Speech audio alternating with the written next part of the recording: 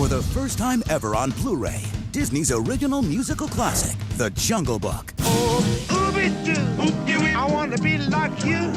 The timeless story of Mowgli, a boy left in the wild. So you're the man cub.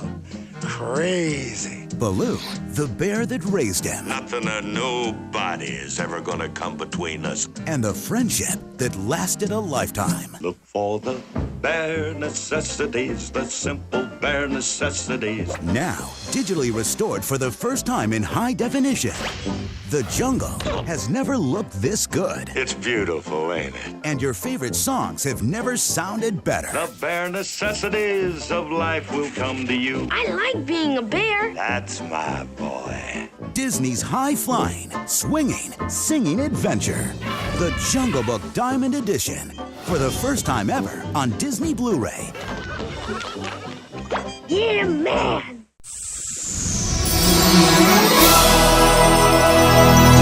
Hello, my beautiful people, and welcome back to the Happiest Cast on Earth, the show where we review anything and everything that was somehow released by the Walt Disney Corporation. I am your host, as always, Ryan Johnson. Joining me today, once again, is Logan Daniels. It's great to be here. And today, we are doing something very, very fun, and we'll be discussing an absolute classic, I might add. That being the original 1967 Jungle Book. Now, Logan, what is your relationship with this original film with the Jungle Book? I've always loved the original Disney story of the Jungle Book. It's always been very iconic in that sort of field with it. Definitely one of my favorite classic Disney films. Of course, Bare Necessities is always iconic. My personal favorite is, I Want to Be Like You, King Louis' song. It's an absolute banger, I must say. That is an all-time classic, I gotta add. But I have a couple of interesting fun facts about like the music in particular. It's like, one interesting note is that Bare Necessities is like the only song in the film that was not written by the Sherman Brothers. It was written by somebody else. Because that's just a whole story that I don't have the time to get into. And, of course, that's the one that won the Oscar. Mm-hmm. And another interesting note is that the Vultures were supposed to be voiced by the Beatles. And their song was supposed to be exactly like a Beatles song. But when they weren't able to get the Beatles, they turned it into a barbershop quartet type of song. Oh, okay. As you do.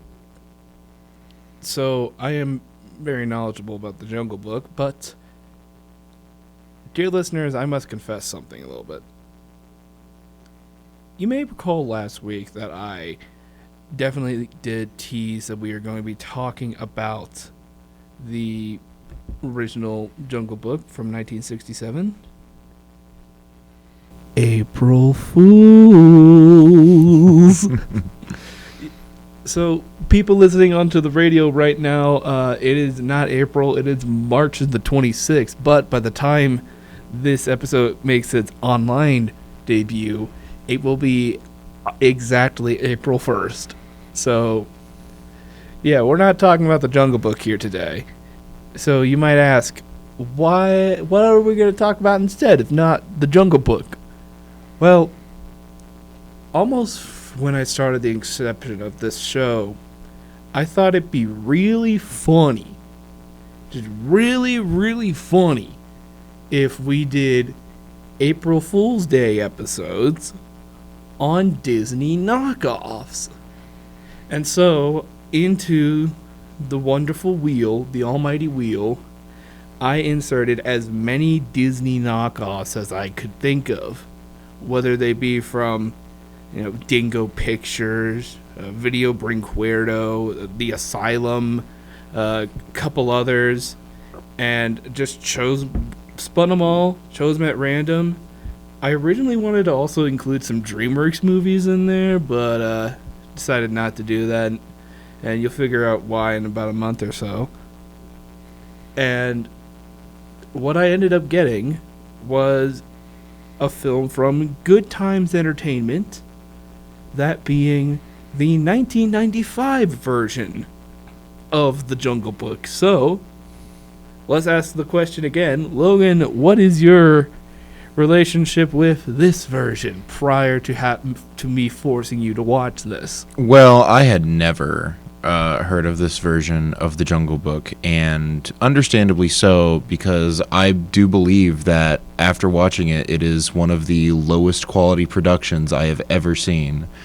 And that includes home movies and such. Yep. Including home movies. Wow. That's bad. Now, I think I have a bit of a confession to make. Another confession, actually. I'm pretty sure that I saw this version of The Jungle Book before I saw the Disney version. Really?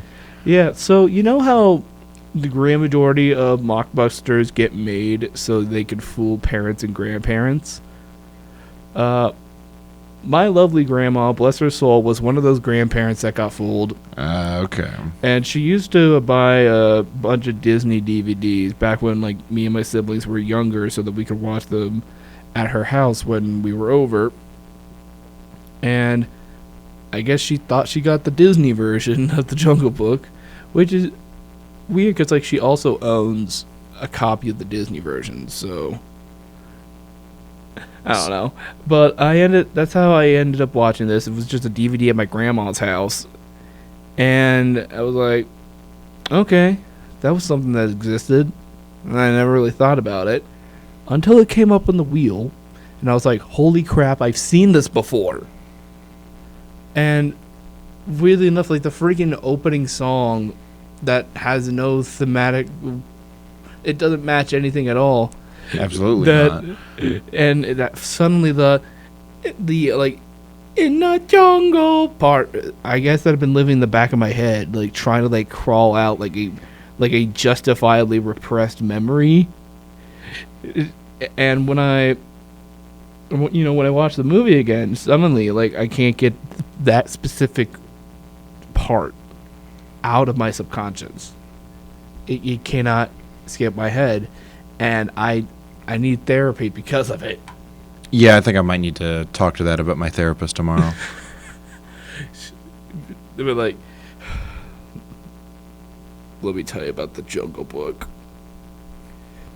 Now, another interesting thing to note before we take our first break is that this was produced by Good Times Entertainment, who is also known for making a bunch of Disney ripoffs, as much like the other ones we just mentioned. How familiar are you with Good Times Entertainment, Logan? I am very unfamiliar with Good Times, although the name does ring a bell. I may have seen a couple of their movies in the library where I used to grow up. Oh, yeah. Yeah, they were big on the mockbuster train early on during the VHS era.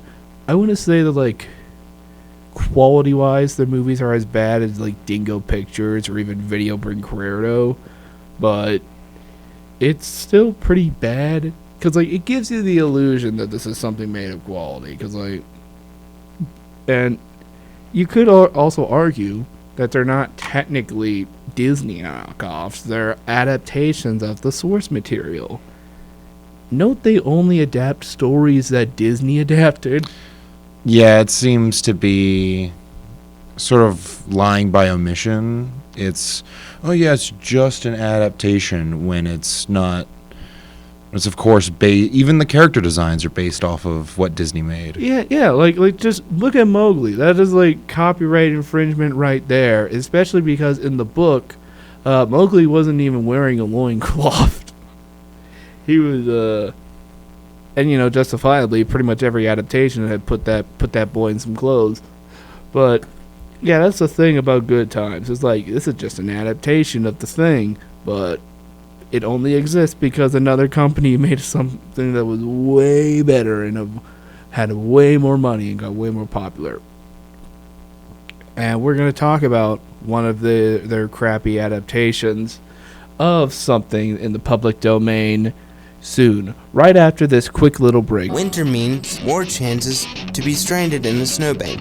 The DMV wants you to be sure to have an emergency kit in your vehicle. To start, be sure to have a spare tire with you and tools needed to change it out. Here are a few items to help you survive. Flares, a blanket, boots, radio, emergency oil, washer fluid, coolant, and a flashlight. WVCU wants you to be ready for whatever this season brings your way. Hey, you know what I love? Deep fried everything, from apples to zebra cake. You know what else I love? Working arteries. If you want to know the do's and don'ts of healthy eating, go to choosemyplate.gov. This message is brought to you by WVCU. And now, our feature presentation. Alrighty, folks. Welcome back to the show.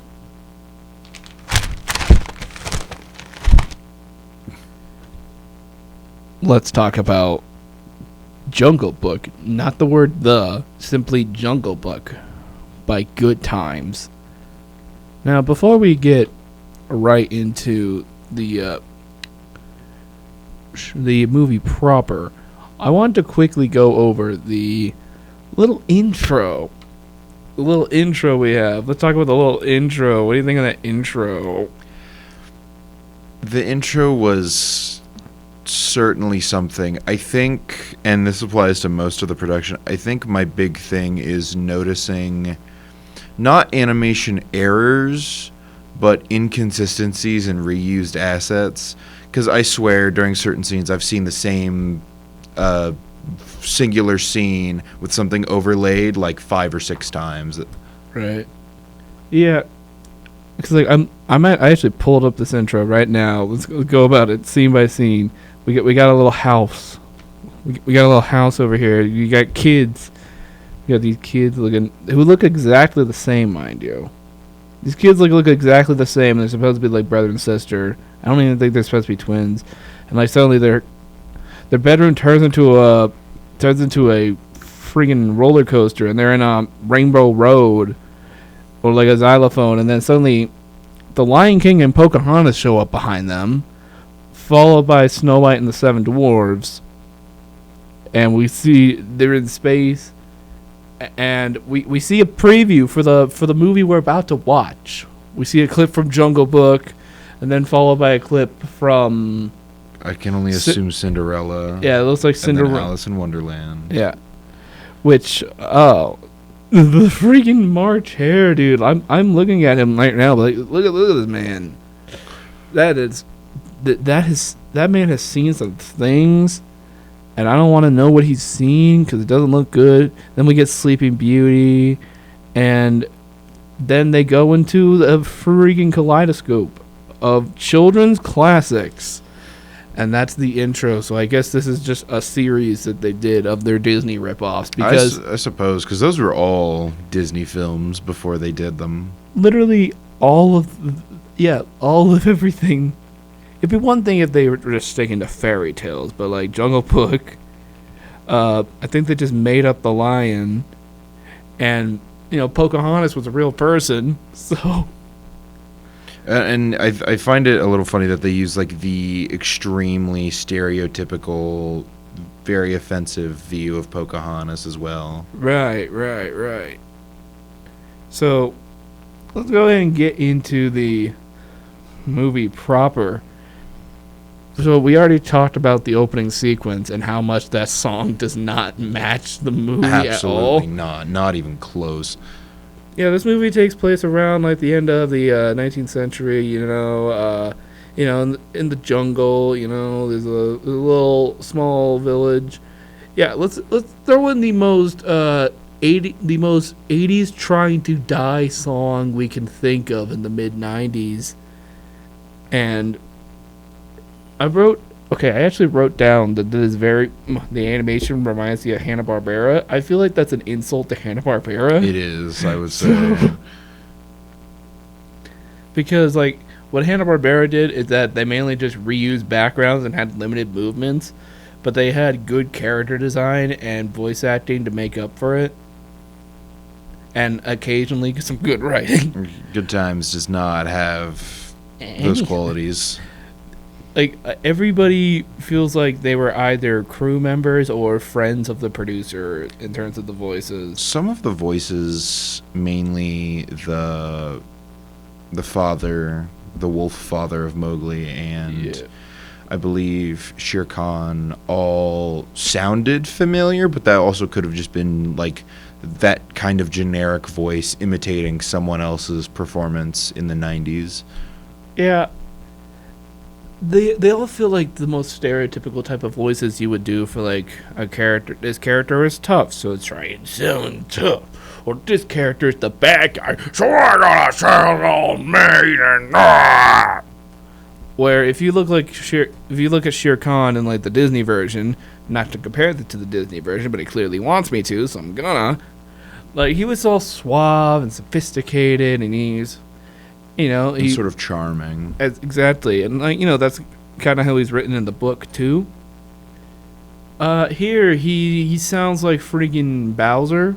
Yeah, it sound like, and I feel like the mode of him is a little bit too simplified, because if I'm not mistaken, in the Jungle Book it was a lot more underhanded, and instead of just going after the man cub, he wanted to, like, take control of the jungle pretty much. But here he's like, "Oh, the man cub is my prey. Give him to me." Yeah, it's very bad voice acting, but I think probably the worst voice acting, in my opinion, would probably have to be the Cubs, because Yeah. they're clearly voiced by grown women who aren't even trying to disguise the fact that they are voiced by grown women. Like, not even trying to be like, "Oh, boy, it's Mowgli." It's just like, "Hello, Mowgli." Yeah, it's like if Tara Strong didn't try with some of her roles. No, it's like that old, like, YouTube video of, like, Mario and Luigi explaining sex ed, and Luigi's like, "Hello, Mario." Hello, Mario.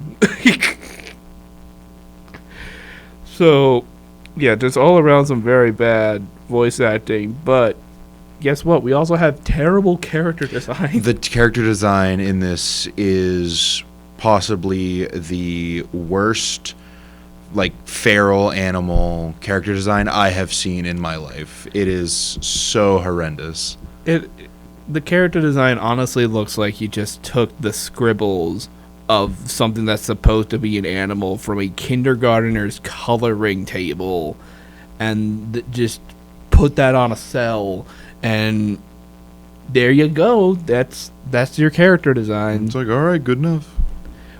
Yeah, or they just like took the pages from a dollar store coloring book and just used that. And there's so many inconsistencies with them too, because I'm pretty sure a lot of the supposed main cast of this change color multiple times throughout it, especially Bagheera. Yeah, Bagheera definitely did change some shades. I noticed that, like, Baloo changed some colors a few times. Yeah, that too. He was like almost vibrant orange at one point. Right. Granted, a lot of that is probably due to bad lighting, but also just inconsistent character design and just overall bad animation in general. Like, there was one part at the beginning where the wolf dad was talking and his mouth wasn't moving, you know, just standard Good Times fare. Or their mouths would start moving before they were speaking. I noticed that a lot. Wouldn't be a bad animated rip-off if it didn't have inconsistent lip movement. So, or when when characters just kind of pop into frame like Mama Wolf. Gotta love that too. Yeah, that too. So, anyways, when Mowgli shows up, it's just suddenly you left all alone in the woods, you know, as the story goes. I do appreciate, however, like, as an adaptation, I do appreciate that they do incorporate some characters that were not in the Disney version, such as Tabaki. It's a shame that he looks more like a leopard and he looks ugly. Probably the worst character design in the entire movie. Yeah, Tabaki in particular is... And he's also one of the most inconsistent. And what's going on with his neck? I don't know. His neck disappears multiple times. This is what happens when you smoke tobacco. So I guess it's a PSA in disguise. But yeah, tobacco is like, is he on the side of the wolf pack? Is he not? Because like he's a villain in the book. You know, in other adaptations, he's a villain. This movie doesn't want to decide if he's like on the side of the wolves or if he's like one of Shere Khan's like henchmen or whatever. They were like, this wasn't the Disney version. What do we do? I don't know. Just chuck it in there. And one thing that they do so much in this that is very frustrating and just absolutely ridiculous is making like 4 frames of an animation and then going into the animation software and just sliding it back and forth, repeating the animation and reversing it over and over again. That happens all the time, especially when they want to do like a crowd reaction shot. Like towards the end of the movie, I know we're jumping way ahead, but like where like the wolves are all celebrating, it's literally just the exact same motion repeated. Like wolves go woo, woo. Yeah, and there's not even like in between frames either. It will just like jerk back to the first frame. Yeah, it's like a 4th grader making stop motion animations with his action figures. So let's go ahead and jump forward to where Mowgli grows into 10 years later. He has like uncomfortably large eyes, like as a baby especially. Like his eyes are like severely large. Yeah, they're ginormous. It's like a Dora character design. It's like you know those weird fan arts of the Powerpuff Girls like 10 years later, like looking all grown up, and just realizing that these designs were never meant to be like meant for like to be past what they are. That's what Mowgli's design feels like a grown-up Powerpuff Girl. It just feels wrong. Also, I know this is kind of like a problem you can make with like every adaptation, but like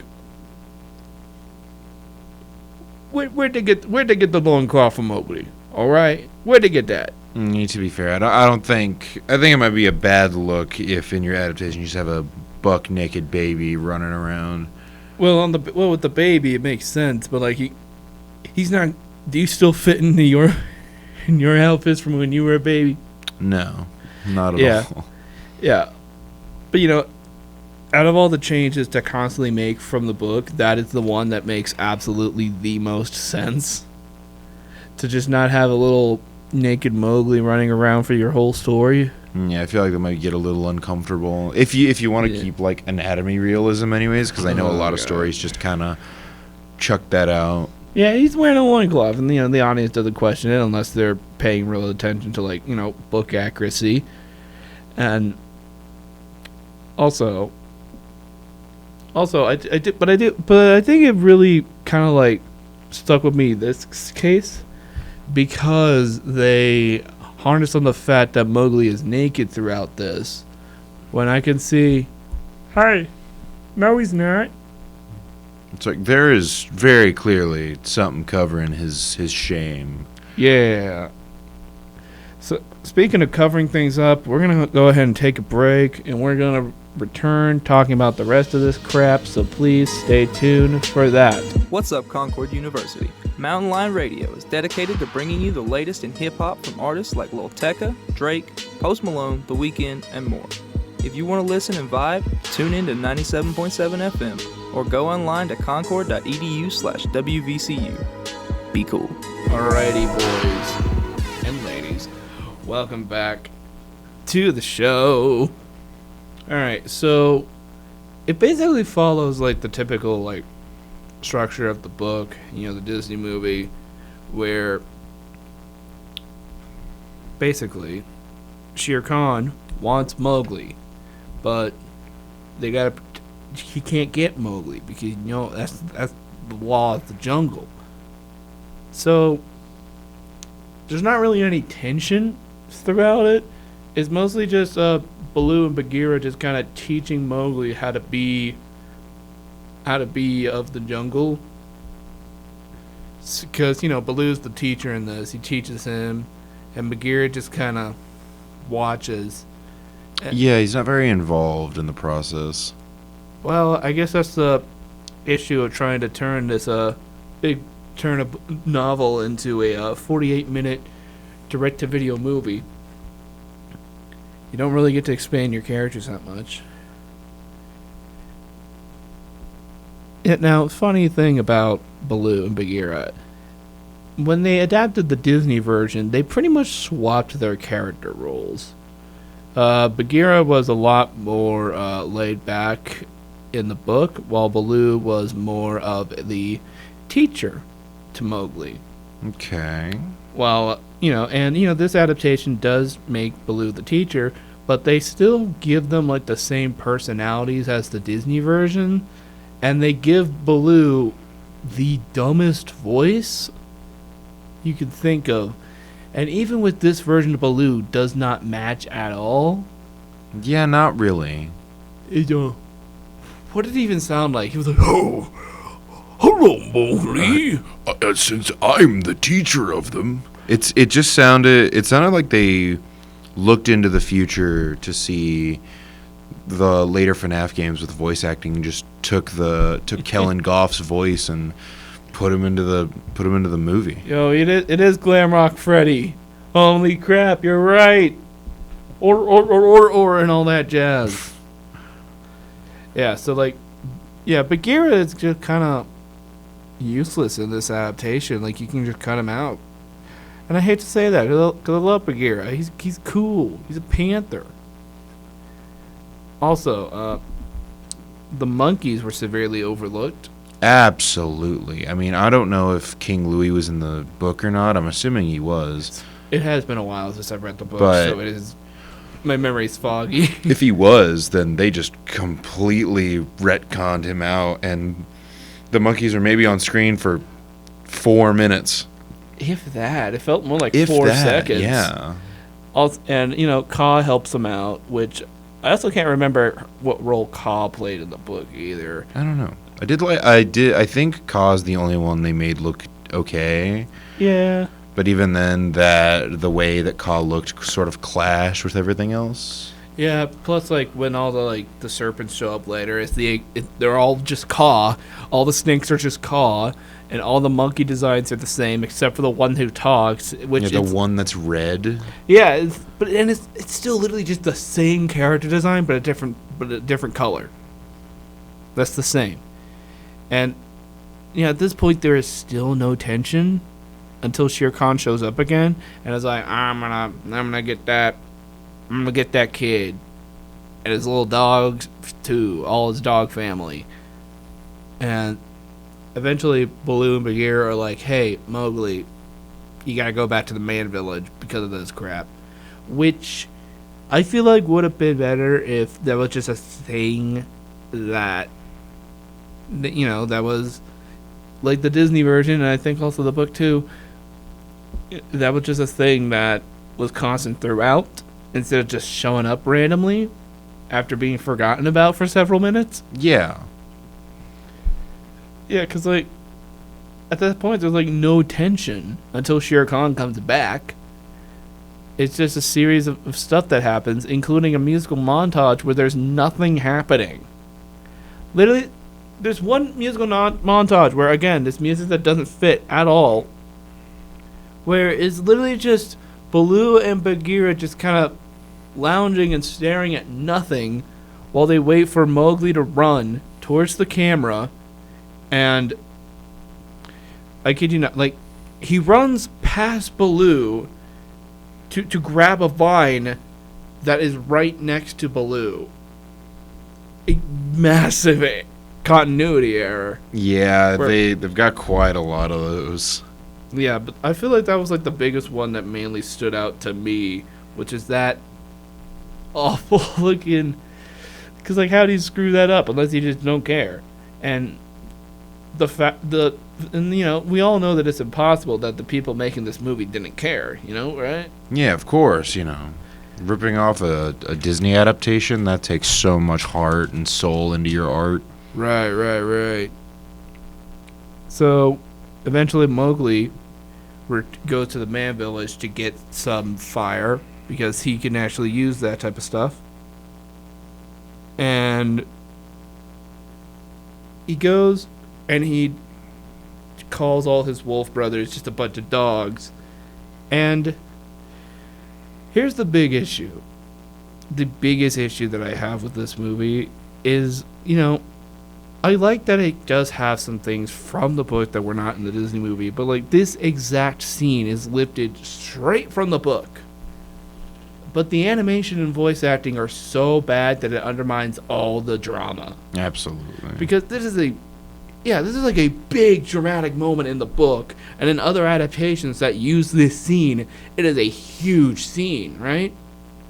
Yeah, there's a version that Chuck Jones made in the 70s that has this exact scene in there, and it's amazing.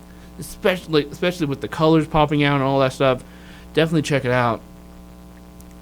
This, Mowgli sounds like a whiny little brat. The lip syncing's off. The colors are bad. And from what I can remember from the original Jungle Book, I don't remember the human village being like Hindu people. I didn't remember that from the original movie. And also, he was like talking to one of the little girls from the village, and the elder's like, "Oh, that's wrong. I don't recall that." I think that's from the book. So when Mowgli comes to the village people, apparently when that baby went missing in the woods 10 years ago in the jungle, they did not think to search for the baby. Apparently the mother of the child didn't think to have authorities look for her baby or anything like that. They just he lives there now. It's like, oh. I mean, he ended up being fine, obviously, but you wouldn't assume that when a toddler gets lost in the jungle. No, not even a toddler, an actual baby. But that he's fine. He ends up getting civilized rather quickly, and within a day he's speaking full English to them. When he gets there, he can only say one syllable words.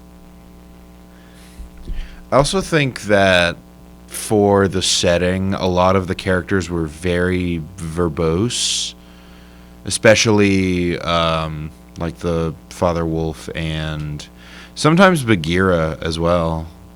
Yeah. Yeah, I understand where you're coming from. It's like you guys are talking like medieval royalty. You're in the jungle. It's not that deep. Well, I can understand the big medieval royalty type of voice acting because of how elevated the source material is. The problem is that this movie isn't by any means elevated. Mm-mm. It's kind of like some of those weird moments in the 2016 version where they were occasionally when they will have moments that are lifted directly from the book, followed by something that wasn't in either the book or the original Disney version, and is clearly just a producer being like, "You should put this in to make the kids laugh," and they're like, "Okay, it's fine, whatever you say." It's like, okay, Peepaw, let's get you back to the home. Says the completely overworked and underpaid animator. Yep. So, eventually, because he's not of the wolf pack anymore, Shere Khan is on the lookout for Mowgli. And, Mowgli, when he's having elephants, herd stuff, he encounters one of his wolf brothers and he gives him the news. And what was his name? Blue Wolf? Something like that. Yeah, his name was actually Blue Wolf, and let's just name your kid after the color of their fur. That makes sense. And the way they go about killing Shere Khan is that the elephants stampede. They tremble him, Yeah, it trembled him, and he's like, and that kills him instantly. And Mowgli's wearing his fur at the end. It's really funny when an adaptation of a Disney film just completely makes the villain near useless. Yeah. Well, Shere Khan, he was kind of like both a threat and kind of like lame at the same time. And when I say lame, I mean literally, he was lame. Yeah. He couldn't walk right. So Mowgli becomes part of the wolf pack again. The old leader's the leader. He leaves his mother behind. She had her son back for one day, and now her 10-year-old is lost in the woods again. It's like, okay, I guess we're not gonna find him. It's like, oh, my son. I guess he lives with the wolves now. Yeah. My fault. Yeah, you do what you want to do. We'll see you in another 10 years. But they got to follow up on the book's official sequel, the second Jungle Book, where Mowgli becomes part of the Man Village. But this didn't get a sequel. No. So anyway, Logan, I probably don't even have to ask. But on a scale of 1 to 5, how would you rate Good Times Jungle Book? I can easily say that the Good Times Jungle Book is a very strong 1. It is possibly one of the... I would rather watch some of the newer content that things like Nickelodeon puts out. Like some of the way more brain-rotted, for the lack of a better term, children's shows than watch this or hear about it ever again. Hey, man, that's an insult to Big Nate. You trashing on Big Nate here? I'm not trashing on Big Nate. Big Nate's different. Big Nate's a classic. Yeah, I feel like for me, this would have to be the first, half film we've talked about. I feel like, on a technicality, this is the worst movie we've ever talked about on the show, but it almost feels cheating to say it that way because we went out of our way to talk about this. So I still think that it's also pushing it to call this a movie. But yeah, it doesn't even hit an hour. Yeah, well, in order to be feature length, it has to exceed 45 minutes. Yeah, they barely scraped over. Right. But I still think for me the worst movie we've talked about was the Disney sports movie, The World's Greatest Athlete. That movie just sucked. But at least in terms of the worst topic, it's hands down this. Absolutely. So anyway, guys, that will be it for this week's episode. Logan, thank you so much for coming onto the show once again. Absolutely. Do you have anything you'd like to plug? Nothing in particular. Just keep an eye on, if you're in the local Athens, Princeton area, make sure to drop on by the production of Firebringer, April 23rd through 26th, where I am featured as Molog, who somewhat serves as your narrator. Absolutely. Similar type of vibes to Jungle Book, you could say. You could say, yeah. And as always, you can go ahead and follow this show on Spotify and YouTube if you'd like. And you can also check out my YouTube channel, Weird TV, which today actually just put out the trailer for the second Animalogic movie, Animalogic the Monster Movie. So please check out that trailer. You might find somebody who was in this. In fact, a good amount of people who were on this show already are actually featured in that trailer. So if you like this show, please check out that trailer.